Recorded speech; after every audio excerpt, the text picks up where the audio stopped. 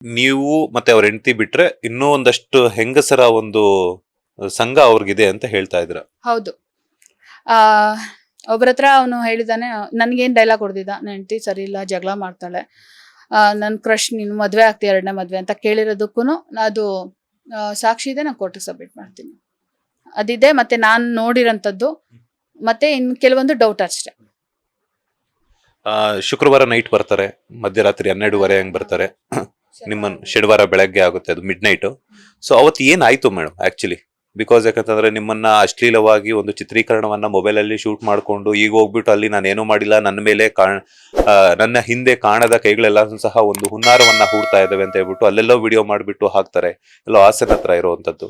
ಇದಕ್ಕೆ ನಿಮ್ಮ ರಿಯಾಕ್ಷನ್ ಏನು ಅಂತ? ಸರ್, ಇನ್ನೊಂದು, ಅವನು ಮೊಬೈಲಲ್ಲಿ ವಿಡಿಯೋ ಮಾಡಿ ಡಿಲೀಟ್ ಮಾಡಿದ್ರು ಸಹ ಅದು ರಿಟ್ರೀವ್ ಮಾಡಿಸ್ತಾರೆ ಪೊಲೀಸ್ ಸ್ಟೇಷನ್ ಇಂದ. ಸಿಕ್ಕಾಕೋತಾನ ಅಷ್ಟೇ. ಅವ್ನು ಮಾಡಿದಾನೆ ಇಲ್ವಾ ಅನ್ನೋದು ಅಲ್ಲಿ ಗೊತ್ತಾಗತ್ತೆ.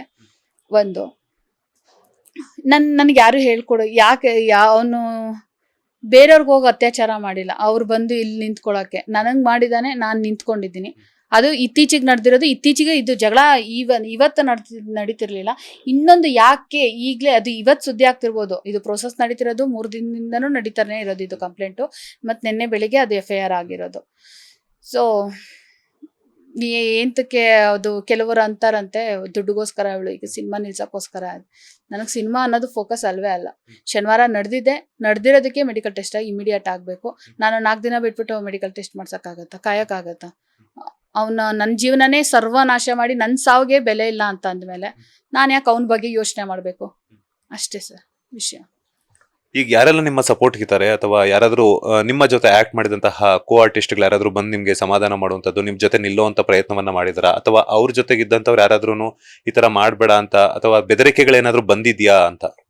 ಸರ್, ನನಗೆ ಬೆದರಿಕೆ ಅಂತ ಬಂದಿರೋದು ಅವನಿಂದ ಬಿಟ್ಟು ಬೇರೆ ಯಾರಿಂದನೂ ನನಗೆ ಬೆದರಿಕೆ ಅನ್ನೋದು ಬಂದಿಲ್ಲ. ಇನ್ನೊಂದು ವಿಷಯ ಗೊತ್ತಾಗಿರೋರು, ನಾನೇನು ಅಂತ ಗೊತ್ತಿರೋರು ನನಗೆ ಸಮಾಧಾನ ಮಾಡಿದಾರೆ ಅಷ್ಟೇ. ಬಿಟ್ರೆ ನನ್ನ ಜೊತೆ ಯಾರು ಬೇಕಾಗಿಲ್ಲ ಸರ್. ಇದು ನನಗೆ ಆಗಿರೋ ಅನ್ಯಾಯ ನಾನೊಬ್ಳೇ ನಿಲ್ತೀನಿ, ಬೇರೆ ಎಲ್ಲ ಯಾಕೆ ಬೇಕು ಅಷ್ಟೇ. ಮುಂದಿನ ನಿಮ್ಮ ನಡೆ ಏನು ಮೇಡಮ್? ಶಿಕ್ಷೆ ಆಗ್ಬೇಕು ಅಷ್ಟೇ. ಅವ್ನು ಮಾಡಿರೋ ತಪ್ಪುಗಳಿಗೆ ಶಿಕ್ಷೆ ಆಗ್ಬೇಕು. ಸಾಕ್ಷಿಗಳು ಏನೇನಿದಾವೆ ಅದೆಲ್ಲ ನಾನು ಕೋರ್ಟಿಗೆ ಕೊಡ್ತೀನಿ. Thank you. ಕಾಮಿಡಿ ಕಿಲಾಡಿಗಳು ಖ್ಯಾತಿಯ ಒಂದು ಮಡೇನೂರು ಮನು ಅವರು ತಮ್ಮ ಒಂದು ಸಹನಟಿಯ ಜೊತೆ ಒಂದು ವರ್ತಿಸಿದಂತಹ ರೀತಿ ಆಗಿರಬಹುದು, ಅಥವಾ ಅತ್ಯಾಚಾರವೆಸಗಿರುವಂತಹ ಒಂದು ಅತ್ಯಾಚಾರಕ್ಕೊಳಗಾಗಿರುವಂತಹ ಸಂತ್ರಸ್ತೆಯ ಮಾತು ಇದಾಗಿತ್ತು. ಕ್ಯಾಮರಾ ಪರ್ಸನ್ ರವಿಚಂದ್ರ ಜೊತೆ ಮಂಜುನಾಥ್ ಶ್ರೀನಿವಾಸ್, ಬಾಸ್ ಟಿವಿ ಕನ್ನಡ, ಬೆಂಗಳೂರು.